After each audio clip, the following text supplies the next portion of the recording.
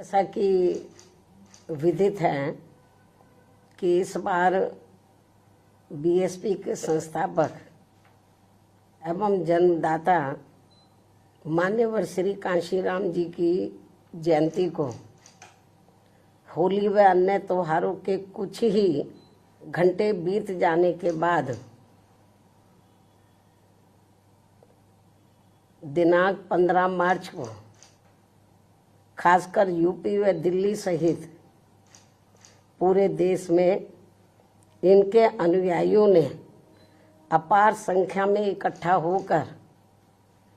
इसे विभिन्न स्तर पर मनाया है और अपने श्रद्धा सुमन अर्पित किए हैं, जिसके लिए पार्टी उनकी अति आभारी है। साथ ही होली सहित अन्य विभिन्न त्योहारों के बीच इस बार मान्यवर श्री कांशीराम जी की जयंती जिस अति उत्साह व जोश के साथ मनाकर उनके अनुयायियों ने अपनी पार्टी को हर स्तर पर मजबूत बनाने का तथा उनकी एकमात्र उत्तराधिकारी व पार्टी की राष्ट्रीय अध्यक्ष का अपने पूरे तन मन धन से साथ देने का जो संकल्प लिया है, तो उसने पार्टी को मजबूती देने के लिए मेरे हिम्मत व हौसले को कई गुना और ज़्यादा बढ़ा दिया है, जिसे मैं अभी तक की तरह आगे भी अपने जीते जी अपने व्यक्तिगत तथा भाई बहन व रिश्ते नातों आदि के स्वार्थ में कभी भी कमज़ोर नहीं पड़ने दूंगी। वैसे भी मेरे भाई बहन व अन्य रिश्ते नाते आदि मेरे लिए केवल बहुजन समाज का ही एक अंग है, उसके सिवाय कुछ भी नहीं है। इसके अलावा पार्टी व मूवमेंट के हित में बहुजन समाज के जो भी लोग अपनी पूरी ईमानदारी व निष्ठा से कार्य करते हैं, तो उन्हें पार्टी में जरूर आगे बढ़ने का मौका दिया जाएगा और इस मामले में मेरे रिश्ते नाते आदि भी आड़े नहीं आएंगे। यहाँ मैं सावधानी के तौर पर ये भी बताना चाहूँगी कि पिछले कुछ वर्षों से सत्ता व विपक्ष में बैठी सभी जातिवादी सांप्रदायिक व पूंजीवादी पार्टियां बीएसपी के विरुद्ध अंदर अंदर आपस में मिलकर बहुजन समाज की एकमात्र हितैषी पार्टी बीएसपी को किस्म किस्म के हथकंडों के जरिए इसे कमजोर करने की पूरी कोशिश में लगी है, क्योंकि यहाँ जातिवादी पार्टियों को खासकर सन 2007 में यूपी में बीएसपी का अकेले ही पूर्ण बहुमत के आधार पर सत्ता में आना अभी तक भी उनके गले के नीचे से कतई भी नहीं उतर पा रहा है और तभी से यहाँ सभी जातिवादी व खासकर दलित विरोधी पार्टियां किस्म किस्म के हथकंडे इस्तेमाल करके बीएसपी को कमजोर व खत्म करने में लगी है। इसी प्रकार बाबा साहब डॉक्टर भीमराव अंबेडकर के जीते जी भी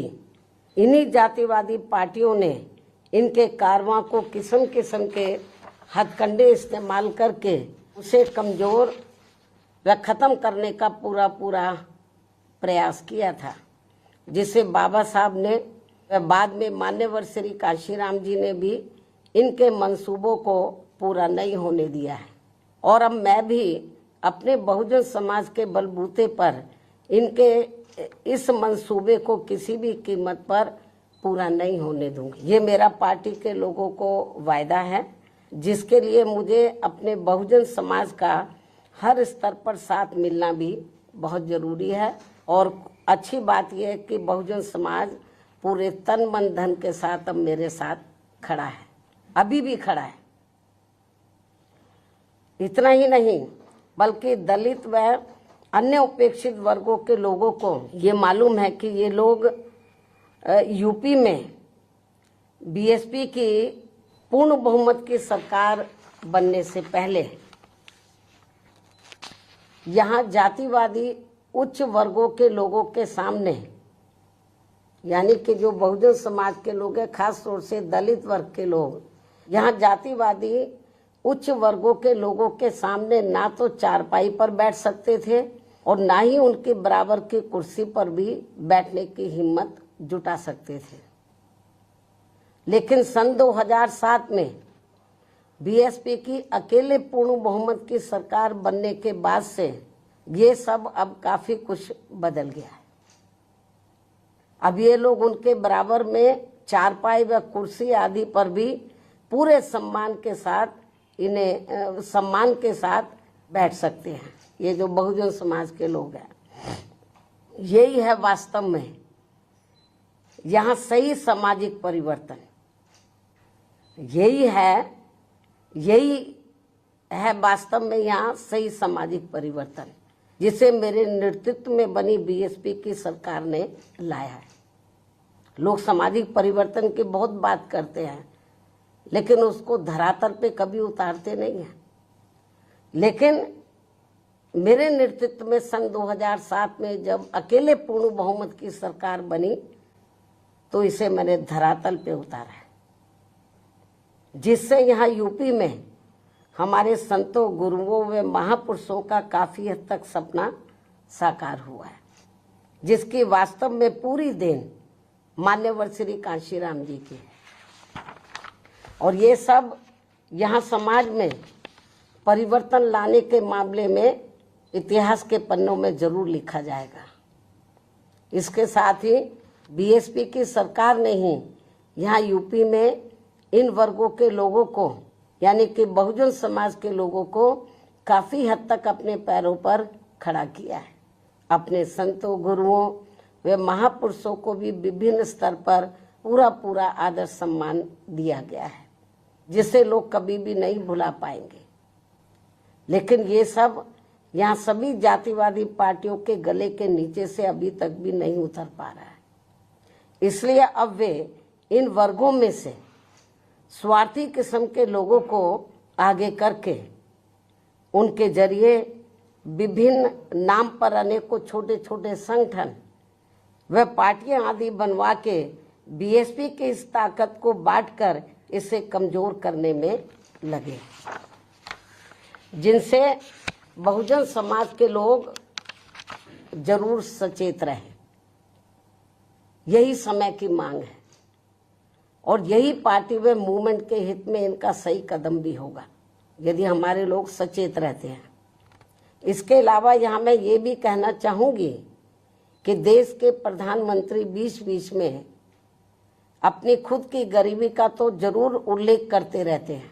लेकिन इन्होंने दलित व अन्य उपेक्षित वर्गों के लोगों की तरह यहाँ कभी भी कोई जातीय भेदभाव नहीं झेला है,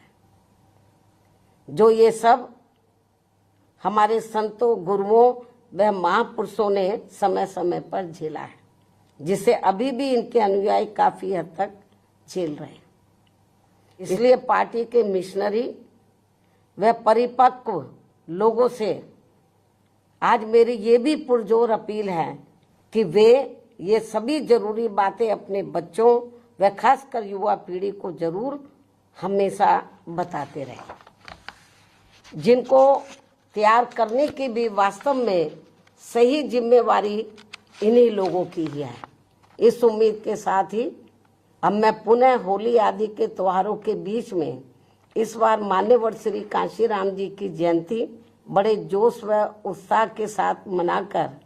इनके अनुयायियों ने जो उनको अपना पूरा आदर सम्मान दिया है तथा मेरे साथ साथ इनके करोड़ों अनुयायियों का भी काफ़ी हौसला बढ़ाया है, उन सभी का हार्दिक दिल से आभार प्रकट करते हुए अब मैं अंत में यही कहना चाहूँगी कि इस समय संसद सत्र चल रहा है, यह आप लोगों को मालूम है,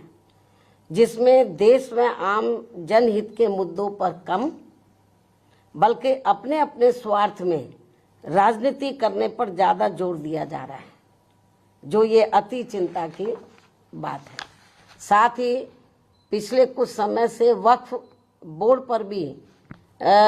सत्ता व विपक्ष द्वारा जो राजनीति की जा रही है, तो ये भी अति चिंता की बात है।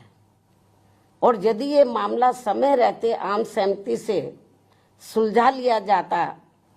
तो ये ज्यादा बेहतर होता। केंद्र सरकार इस मामले में जरूर पुनर्विचार करे, सोच विचार करे। ये भी हमारी पार्टी के केंद्र सरकार से पुरजोर अपील है। इस उम्मीद के साथ ही अब मैं अपनी बात यहीं समाप्त करती हूँ। धन्यवाद। जय भीम व जय भारत।